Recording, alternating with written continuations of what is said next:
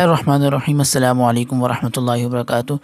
میں ہوں آپ کا معلم محمد خضر اور آپ اس پلیٹ فارم پر آسان عربک گرامر کورس کر رہے ہیں۔ تو آج ہمارا لیکچر ہے لیکچر نمبر 2۔ لیکچر نمبر 1 میں ہم نے 3 چیزیں پڑھی تھی جو ہم یہاں بھی خلاصہ اس کا بیان کریں گے، یعنی کہ ہم نے حروف الہجا کی تعداد پڑھی تھی۔ اس کے علاوہ ہم نے یہ پڑھا تھا کہ عربک کے اندر جو بیسک چیز ہے وہ اس کی حروف الہجا یعنی الفابیٹ ہے ہر لینگویج کے اندر، اور اس کی پھر ہم نے حروف الہجا کی تعداد پڑھی، اس کی گنتی کتنی ہے، اور اس کے علاوہ میں ہم نے الف اور حمزہ کے درمیان فرق پڑھا تھا اور حرکات پڑھی تھیں کہ سنگل حرکت ہوتی ہے، ڈبل حرکت ہوتی ہے، زبر زیر پیش، زبر کو فتحہ، زیر کو کسر اور پیش کو ضمہ کہتے ہیں، اور جس حروف پر یہ حرکات آئیں ان کے بھی نام ہوتے ہیں، جس پر زبر آیا اسے مفتوح، اور جس پر زیر آیا اسے مکسور، اور جس پر پیش آیا اسے مضموم۔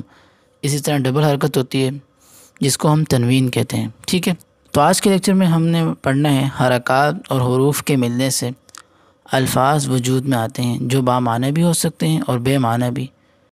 تو مثال کے طور پر جیسے بامعنی لفظ کیا ہے، جو مثال کے طور پر دیکھیں آپ، قاف لام میم، قاف حرف ہے، لام ایک حرف ہے، میم اس کے اوپر حرکات لگیں، قلم، قاف پر زبر لگا، لام پر زبر، میم پر ڈبل پیش، تو یہ کیا بن گیا؟ قلم، اور اس کا ایک معنی بھی ہے پین جو آپ کے سامنے ہوتا ہے، آپ جس سے لکھتے ہیں۔ اسی طرح انسان، الف نون سین، الف نون، یہ تقریباً جو ہے 5 حرف ملے، ان کے اوپر حرکات لگی، تو یہ کیا ہوا؟ ایک با معنی یعنی جس کا کوئی معنی ہے، ایک لفظ بن گیا انسان۔ یہ کس کا مجموعہ ہے؟ حروف اور حرکات کا۔ اسی طرح کتاب بھی ہے، ٹھیک ہے۔ معنی ہوگا یا تو اس کا کوئی معنی نہیں ہوگا۔ اگر اس لفظ کا کوئی معنی ہے تو پھر اس کے اوپر آگے ہماری ساری عربک کی بحث ہے، کیونکہ بے معنی یعنی جس کا کوئی معنی نہیں ہے اس سے ہماری کوئی بحث نہیں۔ اور قرآن پاک میں جتنے بھی حروف، جتنے بھی الفاظ استعمال ہوئے ہیں، سب کا کچھ نہ کچھ معنی ہے۔ تو یعنی کہ جو الفاظ بے معنی ہیں وہ ہمارے اس علم سے اور اس بحث سے نکل گئے۔ تو ہم نے کس سے بحث کرنی ہے؟ ان حرکات اور الفاظ کا مجموعہ جو ایک معنی پیش کر رہے ہیں، ہماری بحث اس سے ہے۔ اور اس کا دوسرا نام کلمہ بھی ہے، یعنی کہ حرکات اور حروف کا مجموعہ وہ الفاظ کہلاتا ہے، یعنی کلمہ کہلاتا ہے۔ پھر آگے کلمہ کی کتنی اقسام ہیں؟ کلمہ کی 3 اقسام ہیں، آپ نے یہ یاد کرنا ہے۔ یہ چیزیں آپ اپنے پاس ایک کاپی لے لیں، اس کے اندر یہ مین پوائنٹ آپ نوٹ کریں، لیکچر نمبر 1 کے بھی مین پوائنٹ نوٹ کریں اور لیکچر نمبر 2 کے بھی۔ کلمہ کی کتنی قسمیں ہیں؟ 3، اسم، فعل، حرف۔ ہم تینوں کو یہاں ڈسکرائب کریں گے، بیان کریں گے، ٹھیک ہے۔ تو سب سے پہلے ہم اسم کو ڈسکرائب کریں گے۔ اسم کیا ہے؟ کسی جگہ، شخص، چیز، صفت یا کام کا نام اسم کہلاتا ہے۔ کسی جگہ یعنی کہ کراچی، پاکستان، مدینہ، سعودیہ، مکہ، انڈیا، ممبئی، شہروں کے نام، جگہوں کے نام، جو بھی نام ہے، کسی جگہ کا نام، کوئی بھی جگہ کا نام خاص جو ہے وہ اسم کہلاتا ہے، ٹھیک ہے۔ اس کے علاوہ شخص کا نام جیسے زید، حامد، خالد، فاطمہ، عائشہ، جتنے بھی نام ہیں اشخاص کے، لوگوں کے۔ اسی طرح چیز کا نام یعنی چیز، کتاب، پین، کرسی، الماری، دروازہ، یہ چیزیں ہیں ساری، تو ان کا نام بھی کیا ہے؟ اسم۔ اور اسی طرح کام کا نام، یہ ایک نئی چیز ہے، اس سے پہلے صفت۔ اور اسی طرح صفت یعنی کہ صفت یا تو خوبی بھی ہو سکتی ہے، بری خوبی یا اچھی خوبی، جیسے عالم ہونا، جاہل ہونا، اور اسی طرح گونگا ہونا، بہرا ہونا، اور اس طرح خوبصورت ہونا، بدصورت ہونا، خوش اخلاق ہونا، بد اخلاق ہونا، یہ صفات ہیں، یہ بھی اسم میں آتی ہیں۔ اور اسی طرح کام کا نام، کام کا نام کیا چیز ہے؟ جیسے کھانا، پینا، مارنا، دوڑنا، چلنا، بھاگنا۔ اب یہ سارے کیا ہیں؟ کام کے نام ہیں، کام نہیں ہے۔ کام تب ہوں گے جب ان کے ساتھ کوئی زمانہ ہوگا۔ مثال کے طور پر میں نے کھانا کھایا، میں کھانا کھاتا ہوں یا میں کھانا کھاؤں گا، اب یہ کام ہے، لیکن بنفس ہی یہ کام نہیں ہے، کام کے نام ہے۔ کھانا، پینا، مارنا، اس کو عربی میں اس میں مصدر کہتے ہیں۔ البتہ جب ان کے ساتھ زمانے کی قید لگتی ہے، کوئی پاسٹ، پریزنٹ اور فیوچر کا کوئی ایک زمانہ جب ان کے ساتھ لگتا ہے تو یہ کیا بن جاتے ہیں؟ ورب، فعل بن جاتے ہیں۔ لیکن جب یہ نام ہوتے ہیں جسٹ، تو ان کو ہم کیا کہتے ہیں عربی میں؟ اسم۔ اور ان کا دوسرا نام مصدر بھی ہوتا ہے، ٹھیک ہے۔ آگے جاتے ہیں نمبر 2، فعل۔ فعل کیا ہے؟ وہ کلمہ جس میں کام کا کرنا یا ہونا، کام کا کرنا یا ہونا، یعنی کوئی کام کر رہا ہے یا کام کا پایا جا رہا ہے، ٹھیک ہے، کسی زمانے کی قید کے ساتھ، یعنی کہ کام کا ہونا یا کام کا کرنا یا ہونا زمانے کی قید کے ساتھ پایا جائے۔ مثلاً میں آپ کو کچھ مثالوں سے فعل کو سمجھاتا ہوں. جیسے خلق، اسکرین پر آپ کو نظر آ رہا ہے خلق، اس نے پیدا کیا، اس نے پیدا کیا کر دیا. تو ایک ماضی کا زمانہ ہے، اس کے اندر ایک زمانہ پایا جا رہا ہے کہ اس نے پیدا کیا ماضی کے اندر. ٹھیک ہے. آگے آپ بولتے ہیں یخلق، وہ پیدا کرتا ہے یا کرے گا. اب اس کے اندر دو زمانے ہیں، ایک حال کا پیدا کرتا ہے حال کے اندر، یا کرے گا یعنی کہ مستقبل میں. اسی طرح یعبد، وہ عبادت کرتا ہے یا عبادت کرے گا. تو اس کے اندر بھی دو یعنی کہ دو حال ہیں. تو اس کے اندر بھی دیکھیں کہ دو زمانے ہیں، یا تو حال ہے یا تو مستقبل ہے. یعنی کہ وہ کام جو کسی زمانے کے ساتھ خاص ہو، یا تو زمانہ ماضی ہوگا، یا تو زمانہ حال ہوگا، یا تو زمانہ مستقبل ہوگا. اگر اس کے اندر کوئی زمانہ پایا جائے گا کسی کام کے اندر تو وہ کیا ہوگا؟ فعل. جب تک اس میں کوئی زمانہ نہیں ہے، مارنا، کھانا، پینا، یہ کیا ہے؟ اس میں مصدر. اس کے بعد نمبر 3 ہے حرف. حرف کیا ہے؟ وہ کلمہ جس کے معنی تو ہوتے ہیں لیکن جب کہ یہ کسی اسم، یعنی جب تک یہ کسی اسم یا فعل کے ساتھ استعمال نہ ہو اس کے معنی سمجھ نہیں آتے. یعنی حروف کا معنی تو ہیں، ظاہر سی بات ہے، میں نے آپ کو سٹارٹ میں کہا ہے لیکچر کے، ہماری بحث اس چیز سے جس کا کوئی نہ کوئی معنی ہے. حروف کے معنی تو ہیں لیکن اس کے معنی اس وقت ہمیں سمجھ آئیں گے جب ان حروف کو ہم اسم یا فعل کے ساتھ ملائیں گے. مثال کے طور پر جیسے کوئی بولے پر 1000 دفعہ بول دے، 100 دفعہ بول دے، آپ کو کوئی بات سمجھ نہیں آئے گی. لیکن جیسے کوئی بولے کرسی پر تو آپ کو ایک مفہوم سمجھ آ گیا. تو جیسے ہی حرف اسم کے ساتھ ملا تو آپ کو اس نے ایک مفہوم دیا، آپ کو ایک بات سمجھ آئی. اگرچہ الگ حرف کو آپ لکھیں گے لیکن وہ آپ کو کوئی مفہوم نہیں دے گا، اگرچہ اس کا معنی تو ہے پر، لیکن جب آپ اس کو کسی اسم یا فعل کے ساتھ لگائیں گے تو اس کا معنی آپ کو سمجھ آئے گا. ٹھیک ہے.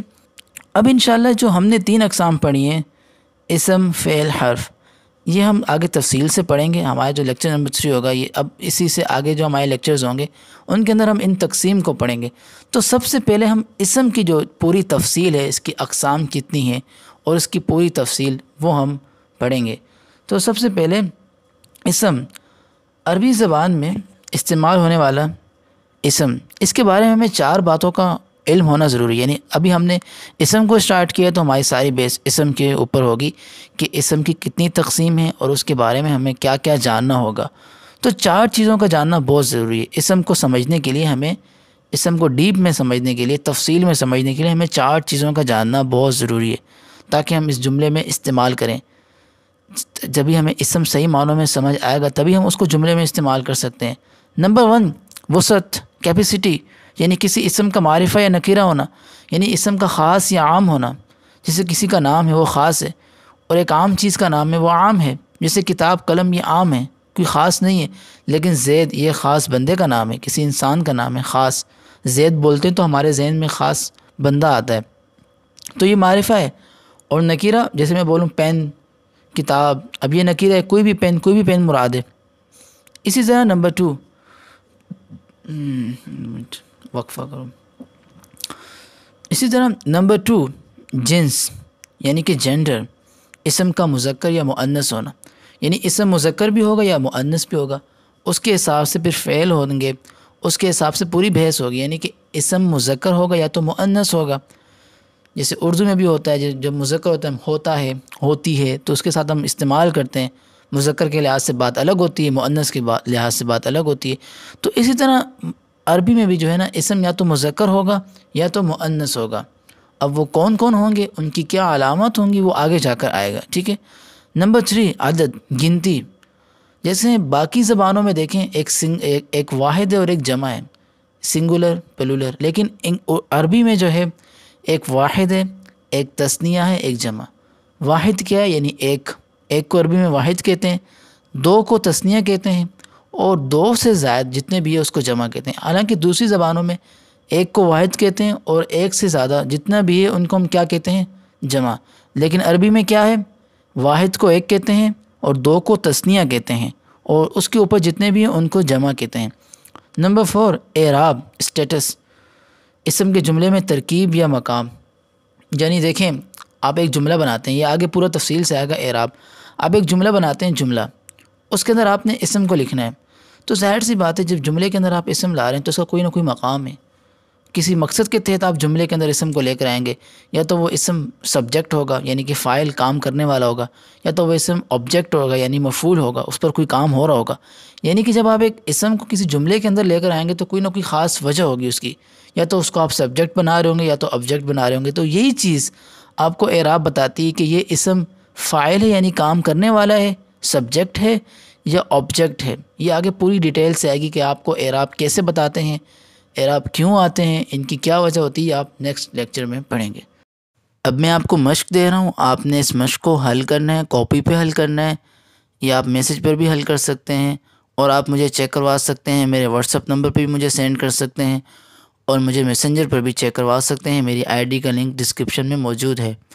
تو مشق آپ کے سامنے پکچر میں اوپن ہے، آپ نے اس کے اندر سے افعال کو الگ کرنا ہے، اور اسماء کو الگ کرنا ہے، اور حروف کو الگ کرنا ہے۔ یعنی کہ آپ کے سامنے بہت ساری مثالیں ہیں، کچھ جملے ہیں، کچھ مثالیں ہیں، اس کے اندر سے آپ نے بتانا ہے کہ یہ اسم ہے اور یہ فعل ہے اور یہ حرف ہے، ٹھیک ہے۔ آپ نے بتانا ہے یہ اسم کیوں ہے، جگہ کا نام ہے، شخص کا نام ہے، صفت ہے، کیا چیز ہے۔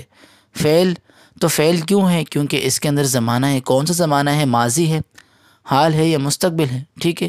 یہ آپ اس کو رہنے دیں، آپ صرف یہ بتا دیں کہ یہ فعل ہے کیونکہ اس کے اندر ایک زمانہ ہے، ٹھیک ہے۔ اور آپ نے حروف کا بتانا ہے کیونکہ یہ حرف ہے، یہ محتاج ہے ایک اسم اور فعل کا، جب تک یہ اسم یا فعل کے ساتھ نہیں لگتا اس کا معنی ہمیں سمجھ نہیں آتا۔ تو آپ نے یہ مشق حل کرنی ہے۔ دیکھیں مشق کرنا بہت امپورٹنٹ ہے، ہر سبق کے بعد آپ نے مسٹ جو ہے اس مشق کو حل کرنا ہے۔ جب تک آپ مشق کو حل نہیں کریں گے وہ سبق آپ کے ذہن میں اثر نہیں ہوگا، اور آپ نے اس مشق کو حل کرنا ہے اور لازمی مجھے اس مشق کو چیک کروانا ہے۔ تو آپ نے ان سب کو الگ کرنا ہے۔